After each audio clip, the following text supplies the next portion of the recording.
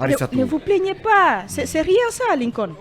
Pour toi, c'est rien. Bon, cette question, pour commencer, est-ce que vous avez augmenté la dépense chez vous, Lincoln? Oui, mais je suis quand même pris jusqu'au cou, Arissatou, franchement parlant.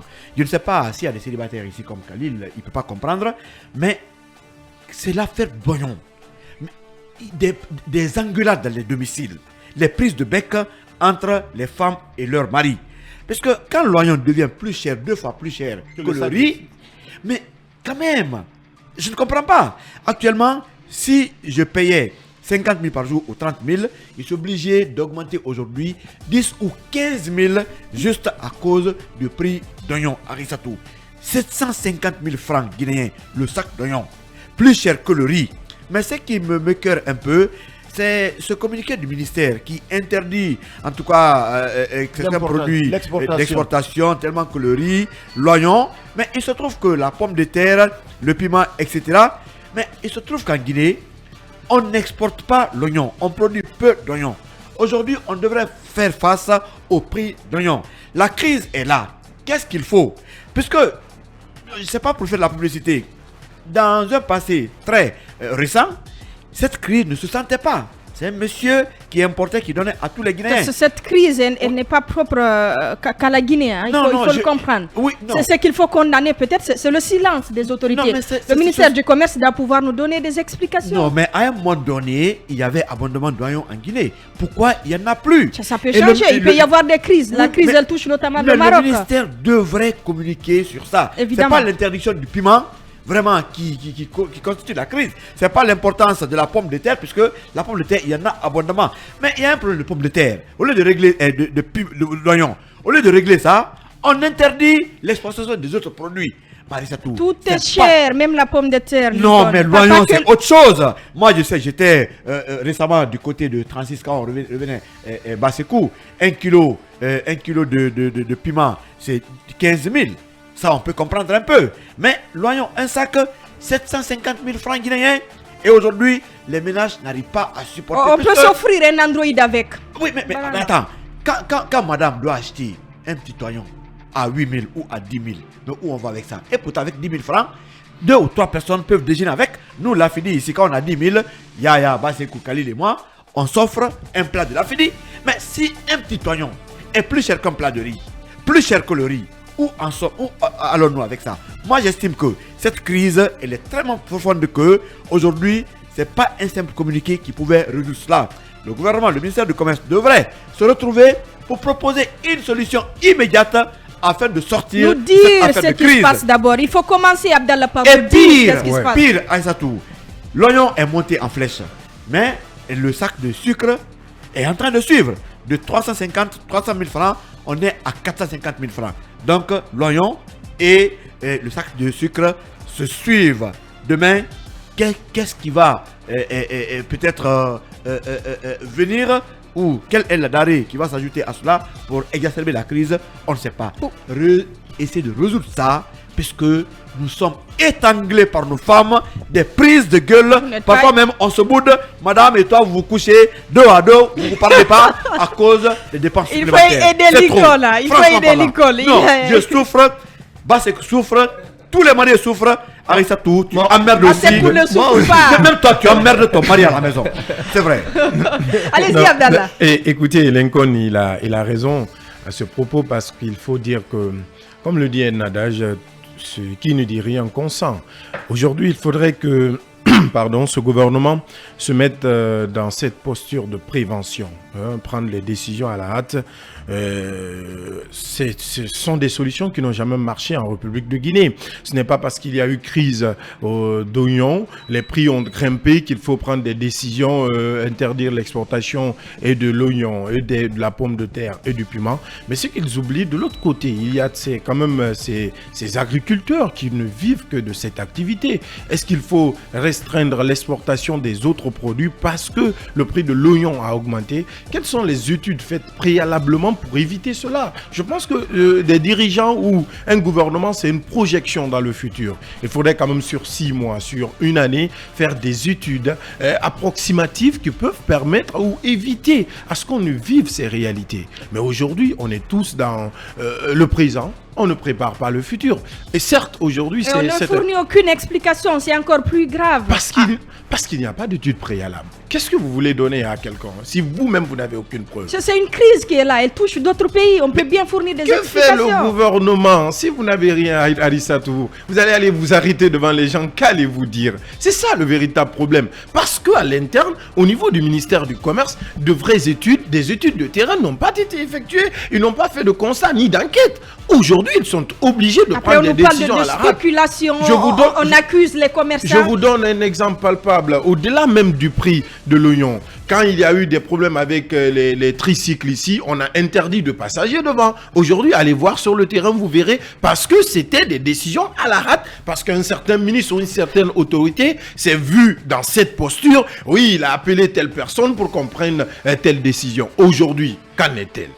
Qu'en est-il de tout ce qui a été fait? On ne réfléchit pas. Aujourd'hui, il n'y a pas d'études préalables, il n'y a pas de vraies études de terrain qui puissent permettre à ce gouvernement d'anticiper. Et comme le disent quand même les Anglais, prévention, bon, je comprends pas un peu anglais trop, mais quand même, prévenir vaut mieux que guérir. Donc, il faudrait que ces autorités puissent prévenir pour éviter chaque fois de trouver des remèdes aux problèmes que nous vivons.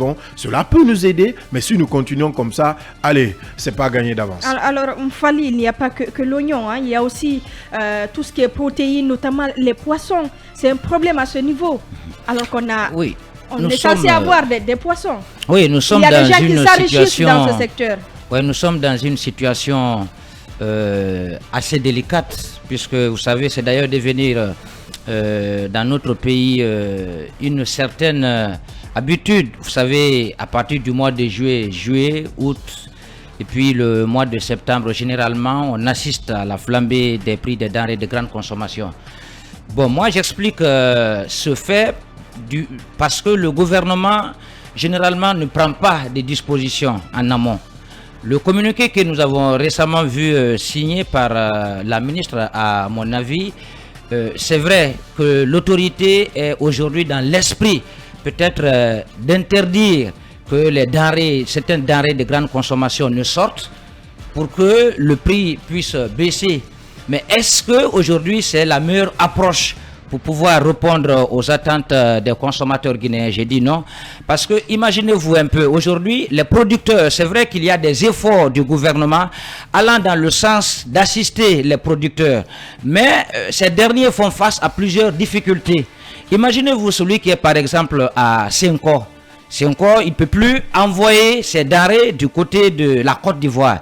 Il doit les envoyer par exemple à Conakry. Mais où sont les routes? Effectivement. Généralement, les zones qui produisent les denrées de grande consommation sont enclavées. Il n'y a pratiquement pas de route. Ça, c'est un facteur. Comme Koundara, on achemine vers le Sénégal. Ça, c'est un facteur. Sinon, quand vous partez à l'intérieur du pays, c'est vrai que dans certaines villes, vous trouvez des denrées qui coûtent moins cher, mais comment les acheminer vers les zones urbaines? Ça, c'est déjà un facteur. Donc, il va de soi que le gouvernement est dans l'optique aujourd'hui de mettre en œuvre des infrastructures, mais le gouvernement doit mettre les pieds à l'étrier sur toutes les zones de grande production pour pouvoir vraiment les désenclaver. Ça pourrait être faire des pistes rurales avec le département de l'agriculture. Hein. Voilà, ça peut être une solution. Mais nous sommes dans un pays où les frontières, pratiquement malgré l'interdiction, nos frontières sont poreuses. Donc la plupart des commerçants, des agriculteurs, ils passent par les frontières pour pouvoir évacuer leur marché. Donc l'un dans l'autre, il faut dire que l'autorité doit, comme on a l'habitude de le voir, doit appeler, si vous voulez, les gros importateurs, les gros commerçants, pour pouvoir signer un accord. Vous savez, dans un passé récent, c'est ce que le ministre, l'ancien ministre du Commerce au temps d'Alpha Condé, Marc Yombuno, généralement, quand les denrées coûtaient très cher, il appelait les opérateurs économiques pour pouvoir sceller un partenariat. Donc, de part et d'autre, le gouvernement cédait sur notamment des taxes que les commerçants payaient. Donc, je pense que ça pourrait jouer aujourd'hui un peu en faveur non seulement du gouvernement, mais aussi de la part des consommateurs. Mais la situation est telle que si la dame elle continue à se barricader entre les quatre murs. Elle ne va pas rencontrer. Mais elle ne sort pas pratiquement. Est-ce que depuis qu'elle a été nommée, vous l'avez vu sur le terrain, rencontrer des opérateurs économiques, rencontrer la chambre du commerce? Pratiquement rien. Elle se barricade, elle se contente de faire des communiqués et je pense que ça ne peut pas avoir de répercussions sur le panier de la ménagère. Elle a des hommes sur le terrain. Non, ça ne peut pas avoir des répercussions. On a des inspections dans les marchés. Ça ne peut pas avoir de répercussions sur le marché. Et la chambre du commerce de son côté aussi, moi je pense que cette chambre ne joue pas trop son rôle. Pendant cette période de soudure, je crois qu'il faut aller sur des accords. Notamment parce que le gouvernement, pendant cette période de soudure, de vache maigre, il faut essayer quand même de céder, d'être flexible sur des taxes pour pouvoir permettre aux commerçants de ne pas aussi vendre à perte. Parce qu'aujourd'hui, nous sommes dans une période de récession. Ce n'est pas seulement en Guinée. Vous partez un peu dans la sous-région, au Sénégal. Au Maroc, voilà, c'est la même galère pour l'oignon. Voilà, maintenant, il faut signer un accord sur certains denrées. Baisser les taxes pour pouvoir permettre aux commerçants aussi de ne pas de revoir les prix à la baisse. Ça permet un peu aux consommateurs d'être soulagés, mais ce qui n'est pas le cas dans notre pays. Alors Yaya, quand il y a une crise, on ne garde pas le silence, hein, on prend la parole, c'est très important. Oui, mais vous savez, l'État guinéen a toujours brillé par son mépris vis-à-vis de ses populations. N'allez pas jusque-là, c'est quand même pas un mépris. C'est du mépris, ça a toujours été comme ça, on ne communique pas. C'est lorsqu'il y a des dégâts énormes, on essaye de sortir des mesurettes pour apporter des soi-disant solutions. Mais ce n'est pas comme ça. Un État ne fonctionne pas comme ça. Un État sérieux, responsable vis-à-vis de ses citoyens. C'est un État qui doit, à tous les niveaux, communiquer, informer, sensibiliser et quelqu'un l'a dit, faire des études, en tout cas prospectives à long, à court et à moyen terme. Mais ce n'est pas le cas dans notre pays. Mais sur l'interdiction, parce que c'est souvent ce que nous savons faire, être entre les quatre murs et puis faire des communiqués pour essayer de résoudre le problème, mais ça ne résout pas les problèmes. L'interdiction systématique, ce n'est pas la solution.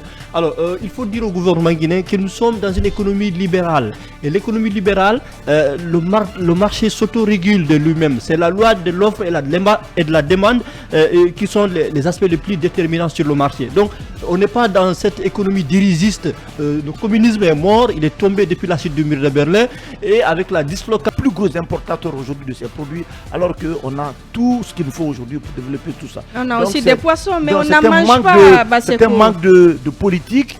Voilà, c'est l'État qui n'en a pas fait suffisamment sa priorité et c'est ce qui fait aujourd'hui qu'on se retrouve dans cette situation. Donc ce communiqué, à mon avis, n'est pas la solution au problème qui est posé. Alors, ce que Bassekou propose, c'est une solution, mais en attendant, il faut réunir les importateurs, il faut trouver une solution. Pour les réunir, c'est important de savoir réellement qu'est-ce qu'ils en pensent et qu'est-ce qu'il faut pour remédier à cette crise. Mais moi, je pense d'abord que le communiqué dont la ministre fait cas, c'est communiqué, moi je pense que c'est un peu nul et de nul effet, dans la mesure où il y avait une première interdiction. Vous vous rappelez, ce n'est pas quand même la première fois que le gouvernement guinéen interdit l'exportation des produits alimentaires. Une première interdiction avait été faite. Et ce que je ne comprends d'ailleurs pas, dans ce communiqué, on n'a fait aucun rapport entre ces premiers communiqués et le deuxième communiqué qui a été fait. C'est-à-dire que je pourrais comprendre qu'il y a une extension des mesures à travers ces derniers communiqués si on avait tenu compte du premier communiqué. Mais vous voyez qu'il n'y a aucun lien entre le premier communiqué. C'est comme pour dire, bon, les conséquences c'est quoi? On ne prend pas en compte, on oublie qu'on avait pris une première décision. Les conséquences c'est quoi? C'est qu'il n'y a pas de sérieux dans la prise de décision. On prend des décisions, c'est quand il y a des crises comme ça, on ne les suit pas, on ne se rend pas compte quel a été l'impact de la décision qui a été prise. Et au début, on parlait de réexportation et là, on parle d'exportation. Bon, on avait parlé d'exportation, bien sûr, dans le premier communiqué.